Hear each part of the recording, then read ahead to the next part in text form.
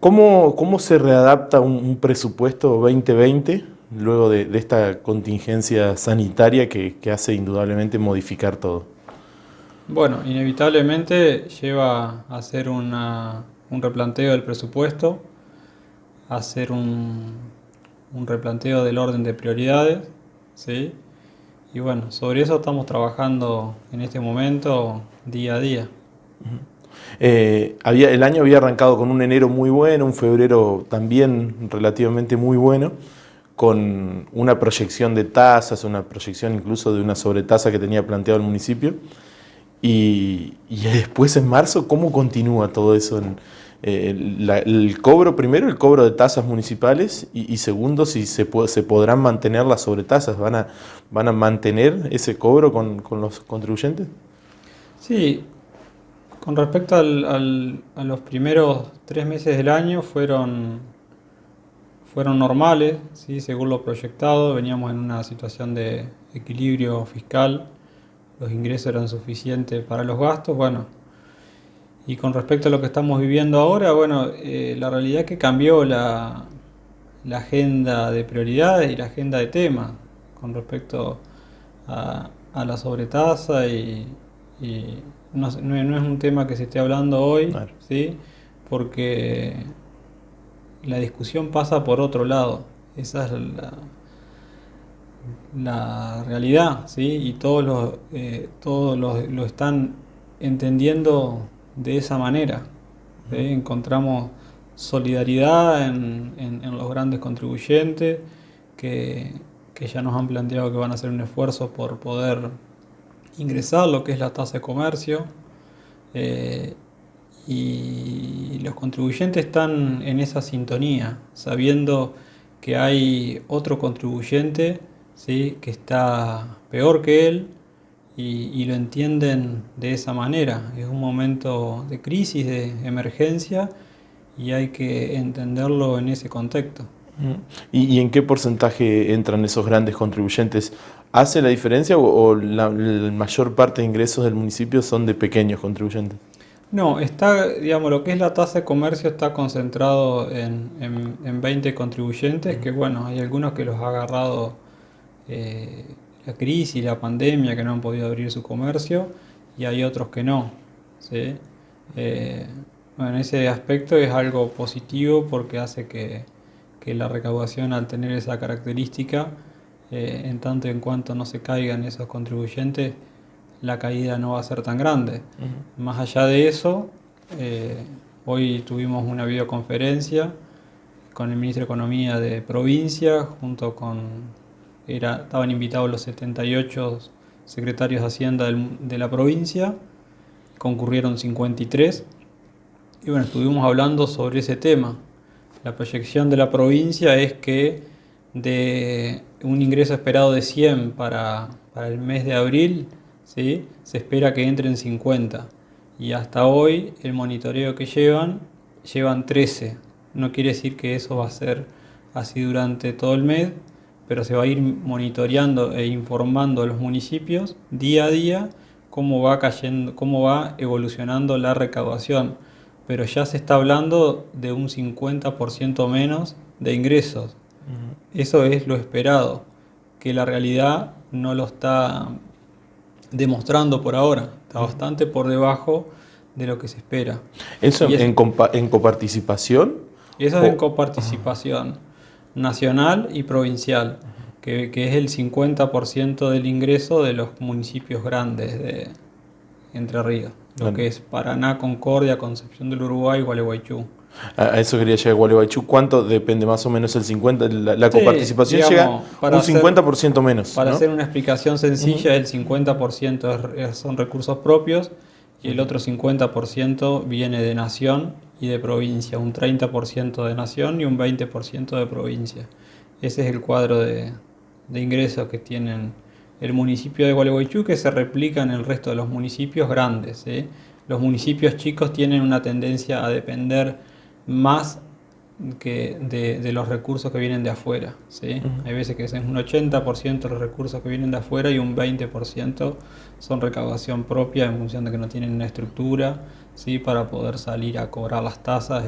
Hay muchas tasas que están en los municipios grandes que en los municipios chicos no están.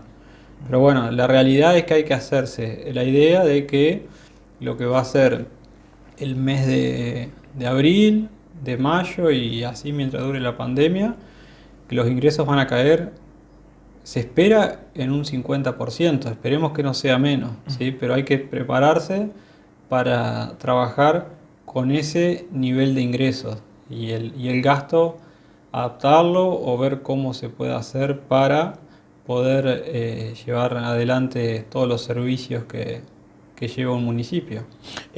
Vamos a hacer un juego imaginario, ¿no? Si de un presupuesto de 2.000 millones de pesos que tiene más o menos Gualeguaychú, el 50% menos que ingrese, le queda un presupuesto de 1.000 millones. ¿Alcanza para pagar sueldos y algo más? ¿Eso o solo para pagar sueldos? Sí, la realidad es que no esperamos que esto se mantenga durante todo el año. Claro. Va a ser por una X cantidad de meses. Eh, lo que es el gasto de un municipio como el de Gualeguaychú, ¿sí? Volviendo también a hacer una simplificación de los números, Ujú. de los 2.000 millones, 1.000 millones son de gasto en personal y los otros 1.000 millones son para el gasto operativo en general. La realidad que esta situación lo que nos ha llevado, en función de lo que te decía recién de marcar prioridades, es el día a día nos lleva a que estemos concentrados en poder prestar los servicios básicos y poder, digamos, primero conseguir los insumos y después también poder pagarle a esos proveedores, ¿sí? Porque el proveedor te entrega en función de que si se le corta la cadena de pago no puede seguir entregando mercadería. Y en esa línea estamos trabajando sobre lo que es la potabilización del agua, el combustible para los camiones recolectores. Después también en otra línea estamos trabajando sobre la pandemia y los insumos, básicamente desde lo que es el alcohol en gel, los barbijos, ¿sí? Después por otro lado también aparece el tema del dengue, que es un tema también que se está viviendo hoy con mucha preocupación y también estamos priorizando que no falten insumos para poder fumigar las zonas donde aparecen casos de dengue. Y bueno, entonces el eje, digamos, y las prioridades pasan por ese lado, ¿sí? Servicios básicos, pandemia y le sumamos también el tema del dengue en un tercer orden. ¿Y qué es lo que queda sin hacer la obra pública? La obra pública, por supuesto que Ujú. está, lamentablemente está parada actualmente y no hay una fecha cierta de cuándo van a retomar las obras, pero también no es un tema que esté en nuestra Claro. ocupación diaria, ¿sí? Ujú. Hoy el tema pasa por el tema, sobre todo, de mantener los servicios básicos, como dije, y el tema de la pandemia y todo lo que eso conlleva, digamos, tanto de la cuestión económica como de toda la cuestión organizativa de la ciudad, ¿sí? De controlar los accesos, de coordinar con la policía que el vecino no ande por la calle si no anda haciendo algo en particular, ¿sí? Y todo lo vinculado a ese tema. Ujú. Santiago, hay una realidad. Se ha tenido se modificó con el decreto presidencial al que adhirió el municipio, ya puede hacer un uso diferente del presupuesto. ¿Cómo? Se modificó o con el decreto presidencial en el cual adhirió el municipio, ya pueden modificar el presupuesto, porque sin duda es que la asistencia social va a variar muchísimo el presupuesto y en salud también. ¿Va a haber reacomodos en el presupuesto general de No, gastos? sí, a ver, el decreto presidencial lo que nos permite es, sobre todo, que es una herramienta que se necesita en estos momentos, es poder avanzar en la compra de insumos sin tener que respetar los procedimientos de compra. Eso es lo fundamental. Y después lo que planteás vos de la reasignación de partidas, Ujú. sí, también digamos, por supuesto que está avalado Claro. cuando analicemos o la persona que analice cómo fue el gasto en estos meses, va a haber mucho más gasto en lo que es desarrollo social, en lo que es la dirección de salud puntualmente, ¿sí? Y está todo justificado y entendido en lo que es la pandemia propiamente dicha, ¿no? Ujú. Y en cuanto a la asistencia social, ¿les preocupa eso? Porque sin duda es que va a haber una clase, por ejemplo la clase media, la que habitualmente no era una clase que se haga presente en el municipio o solicite la ayuda del Estado. Y en este caso, ante esta pandemia, indudablemente que va a necesitar la ayuda del Estado. Sí, en ese aspecto hay que remarcar también la gran solidaridad que ha habido en la comunidad, ¿sí? A través de Comunidad Solidaria, ¿sí? La red, digamos, donde hay muchos vecinos en forma anónima, los clubes de la ciudad, de las entidades intermedias, todas están colaborando y juntando insumos para poder estar presentes en estas 10.000 familias de Gualeguaychú, ¿sí? Que han visto resentidos sus ingresos en función de que no están pudiendo salir a trabajar. Eso en ese aspecto, digamos, es de una gran ayuda y de una gran contención social lo que se está haciendo en ese sentido, ¿sí? Todos los días, en todos los barrios de la ciudad, se está trabajando en ese sentido, ¿sí? Y aparte, sí, es una realidad, digamos, que hay muchas personas que van a quedar excluidas del sistema y bueno, el municipio a la medida que pueda va a estar presente ahí, este, ayudando como siempre lo ha venido haciendo y a la medida que pueda lo va a continuar haciendo. En las últimas horas se creó una especie de psicosis sobre cómo gasta esos fondos el Estado. Bueno, surgieron a nivel nacional algunas compras que estaban por arriba de los precios máximos. ¿Cómo ha hecho los procedimientos de compra del municipio en cuanto a la parte de asistencia social? Bueno, en ese aspecto somos muy cuidadosos, ¿sí? Al momento de comprar los insumos, con el gran cuello de botella que se produce en cada compra, es que no se consiguen los insumos, ¿sí? Es la primer limitante que nos encontramos. Y después, una vez que se consume, se consigue, digamos, el insumo. Incluso hay veces que, por ejemplo, el alcohol en gel, ¿sí? Hay personas que hacen alcohol en gel. Bueno, nosotros no podemos comprar cualquier alcohol en gel. Tiene que ser un alcohol en gel que esté aprobado por el ANMAT, ¿sí?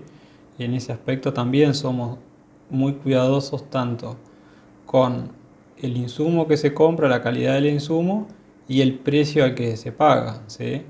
Eh, lo analizamos de esta forma, digamos, digamos, toda cosa que se compre, ¿sí? Se busca que el precio sea un precio razonable en función de los precios de mercados que hay hoy, ¿sí? Claro. En los insumos, ¿sí? Nunca estuvo 500 pesos un litro de alcohol, no es que lo pagamos a ese valor, pero bueno, si uno va a la farmacia no consigue alcohol y de golpe encuentra en algún lugar que hay un litro de alcohol y se lo quieren cobrar 500 pesos. Bueno, es producto de la escasez de ese tipo de insumos. ¿Qué hace el municipio? Busca, ¿sí? Comprar productos de calidad y a un precio razonable en función de lo que se está comercializando hoy ese tipo de insumos. ¿Y eso tiene algunos filtros aparte de la Secretaría de Hacienda? ¿Pasa por alguna comisión que controle los precios? ¿O cómo es el procedimiento de compra? No, todos los procedimientos se hacen desde la dirección de suministro, ¿sí? Y insisto sobre lo mismo. El decreto presidencial nos habilita a poder hacer compras, ¿sí? No respetando los procedimientos de compra en función de la emergencia. Más allá de eso, se busca, ¿sí? Que hay cotizaciones diferentes. Claro, que el proceso sea transparente a partir de que si hay una compra que deberíamos en circunstancias normales hacer una licitación privada y no dar los tiempos, ¿sí? Pues incluso administrativamente el municipio está actualmente con las áreas resentidas, digamos, no están yendo todas las personas que necesitaríamos para que trabajan en el proceso de una licitación privada. Entonces lo que se hace desde suministro es hacer un cotejo de precios, se invita, ¿sí? Insisto sobre lo mismo, digamos, el cuello de botella se produce digamos, no es que sobra personas que nos ofrezcan alcohol en gel o barbijo, sino que primero hay que conseguir el insumo, digamos, y cuando se busca transparencia tratamos de que sean 3, ¿sí? Claro. Y se hace un cotejo de precios, se los invita a los 3 proveedores y los 3 proveedores a sobre cerrado ponen el precio que ellos están dispuestos a venderlos, ¿sí? Entonces de esa forma podemos, ¿sí? Pero es una situación muy delicada, ¿sí? Y que hay que manejarla, digamos, no te podés demorar, Claro. porque el insumo se está requiriendo en forma urgente, pero también tenés que preservar los intereses del municipio. Entonces, en ese sentido es que estamos trabajando todo el tiempo. ¿Y cuál ha sido el hecho más extraordinario o el escollo más grande que han tenido que saltear en esta especie de pandemia, en esta situación de emergencia? No, nosotros hemos sido bastante precavidos en el sentido de que ya nos habíamos anticipado, ¿sí? Habíamos comprado 2.000 litros de alcohol en gel, ¿sí? Ahora estamos tratando de conseguir barbijos, ¿sí? Pero no hay, digamos, algo, digamos... ¿La situación de los bancos los complicó un poco en la vida Sí, diaria? bueno, la situación de los bancos nos llevó a que tengamos que encontrar una solución para las personas que cobraban por cheque, ¿sí? Y la primera medida que tomamos fue pedir un CBU. Y las personas que no tenían CBU, lo que logramos hacer ahora, que incluso también el mismo ministro Balay comentaba que él tuvo que interceder por la provincia, ante los bancos en realidad, ante la red Link en este caso, y lo que logramos es pagar a través de un sistema que se llama punto efectivo, donde al beneficiario, ¿sí? De un pago por cheque, ¿sí? En vez de pagarle con un cheque como normalmente se hacía, se le paga por punto efectivo, que recibe un código en el celular, No. y con ese código va al cajero automático y puede retirar dinero sin tener la necesidad de tener ni cuenta ni tarjeta de débito. Por último, la situación de los contribuyentes. ¿Cómo quedan los vencimientos? ¿Cuál es el mensaje para los contribuyentes, para el que puede pagar y el que se puede acercar al municipio? ¿Cuál sería la situación para ellos? Bueno, hoy a la mañana sacamos un decreto donde prorrogamos el pago del TGI en función de que el contribuyente no ha podido al día de hoy recibir la boleta. Entonces, lo que se va a hacer una vez que se levante la pandemia, que esperemos que sea la semana que viene, se van a imprimir las boletas y se van a salir a repartir. Y el TGI va a tener el vencimiento el día 30 de abril. Después lo que es tasa de comercio, en función de que sabemos que los contribuyentes han estado sin actividad, ¿sí? Y que una vez que se levante la pandemia van a poder reanudar sus actividades, van a poder pagar lo que es tasa de comercio. Hicimos una división, ¿sí? En ese aspecto, y dijimos lo que es bancos y telefonías pagan como siempre el día 16 de abril. Claro. Y lo que es el resto de los contribuyentes, sin hacer ninguna diferenciación, los prorrogamos para el día 24 de abril.